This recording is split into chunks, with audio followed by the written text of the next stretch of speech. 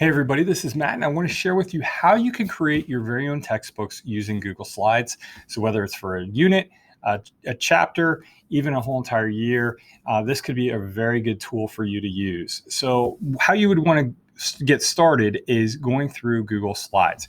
As you can see right here, I've set up a Google Slideshow presentation so that I have a title slide and then adding an additional slide for content. So when you're setting up slides for content, what I'd recommend is using either the title or body or the title and two columns slide. I also like this one right here, section, title, and description.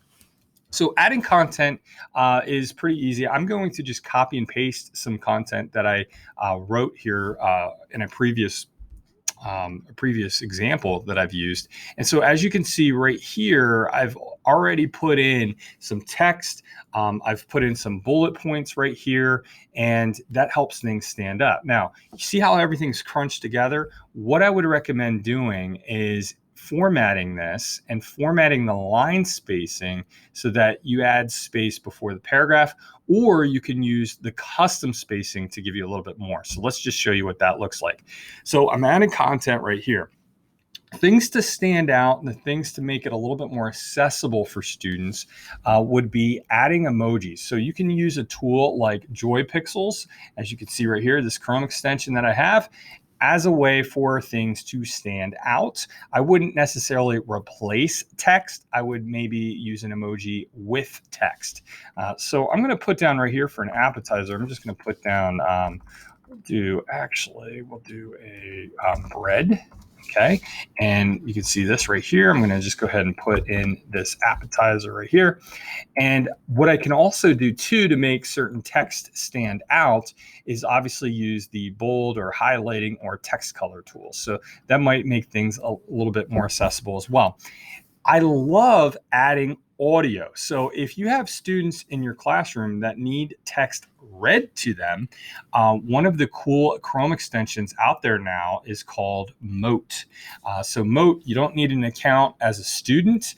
You do need an account as a teacher. So this is how Mote works. I can go in and I can install Mote into my Chrome browser. Now what I can do, let me just hit refresh because I just recently installed this. When I go to my Google Slideshow presentation, I'm going to notice that the Mote icon is going to pop up right here up on my screen. I can click on that and then click here to start. Now what Mote does is it gives you a minute and 30 seconds worth of time to record. So if I'm just doing this one column here, that's going to be perfect. So I'm going to go ahead and hit start. And I can say menus provide students with an opportunity to engage, learn, create, and reflect. The following choice board template provides students with a structured choice board with the sections below. Click here to make your own copy. Okay, so let's say that that's my text. Now what it's going to do is it's going to process that and it's going to then insert it so I can listen to it, and it's going to insert it into my slide. I can use this as a great tool for feedback in a Google Doc. I can use it for adding content to Google Slides. I mean, there's a variety of different ways of doing this. So I'm just going to leave this little icon down here at the bottom, as you can see, so that students can listen to it. All right, other things that I might want to add are pictures. I love using animated GIFs.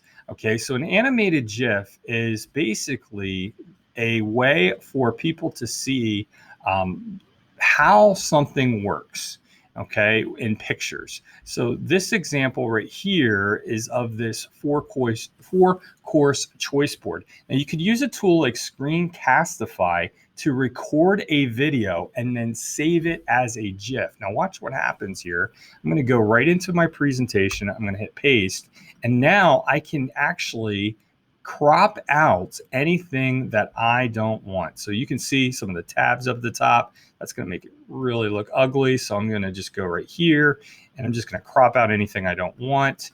And now the beauty is that this particular example is going to appear on my screen.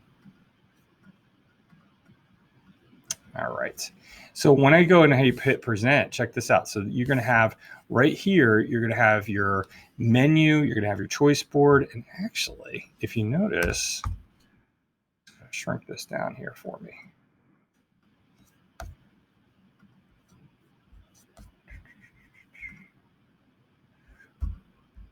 Let me try to do this. I'm going to save it. And voila, let's try putting it in this way. If you notice that the animated GIF was not working correctly when I pasted it. So I'm going to try to download it and see if that'll do the trick. And it looks like it does. So you want to make sure that you download that instead of just copying and pasting it, because it's going to paste it almost like an image instead of an animated GIF.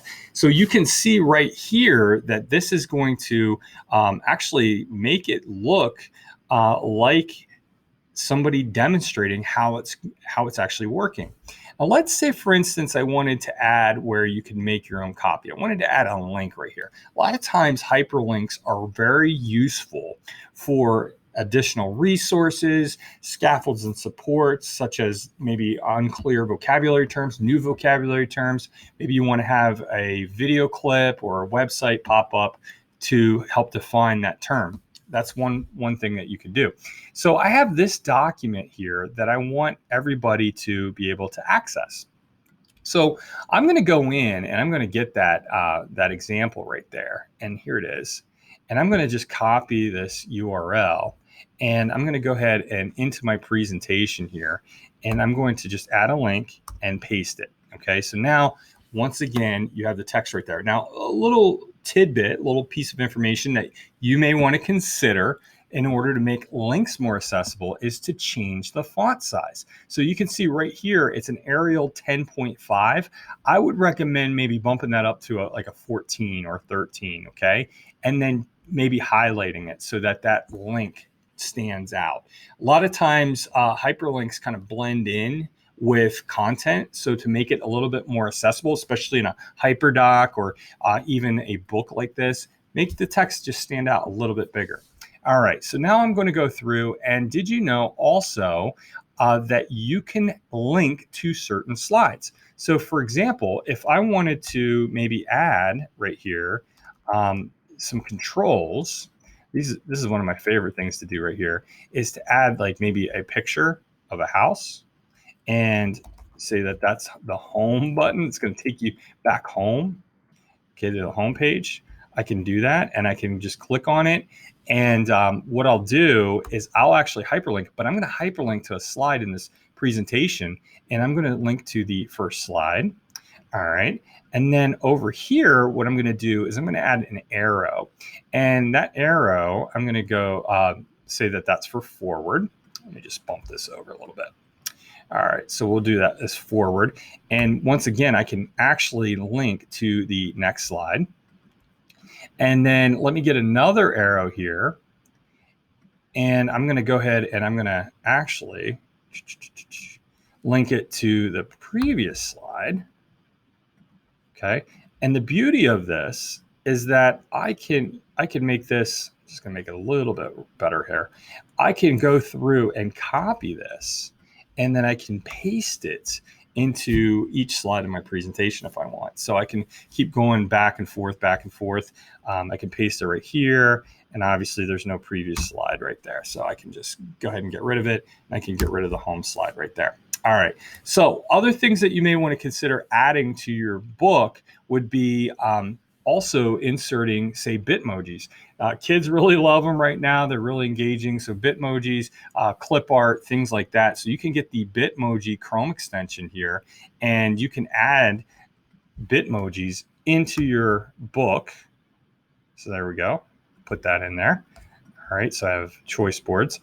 Another thing you could also do is insert videos. So let's say, for instance, you had a video on how to do something, which I do right here.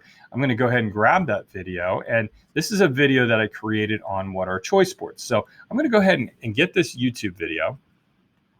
Hey, everybody. Okay. And now what I'll do is I'll go back to my book and I'm going to insert a video. So this is an interactive book now where you have different modalities represented And we know from research that the medium is the message. So it does help with students understanding content when we can represent it different ways, especially when they're first trying to get to know a topic. So right here you have the video. All right, so now let's say, for instance, we are ready to roll. We're ready to publish this book. We want our students to be able to access it. How can we go ahead and do that? And that is actually right up here, the file button, and then publish to the web. So you can publish this to the web, and when you publish it, it's going to generate this link right here. And when you copy this, watch what happens. It puts it in presentation mode. So now when students go through and they want to navigate through the different slides here, it's going to take them to the different parts of their presentation. And there we go. And you can click on these different arrows down here at the bottom to help navigate. So let me move my face out of the way here, so I can click on that, and it'll take me to my book. Ideas: you can add glossaries, you can add assignments, you can add graphic organizers for taking notes. You can put it all in here. Now, how do I get this to my students? That's probably the biggest thing. I would use a tool like Google Classroom, or if you're using something else, do that. But Google Classroom, even Seesaw, those are great places to add content from your book. I'm just going to go ahead into my Google Classroom here, and I actually am going to add this as what is called a material. So I'm going to call this Mr. Bergman's Choice Board Book.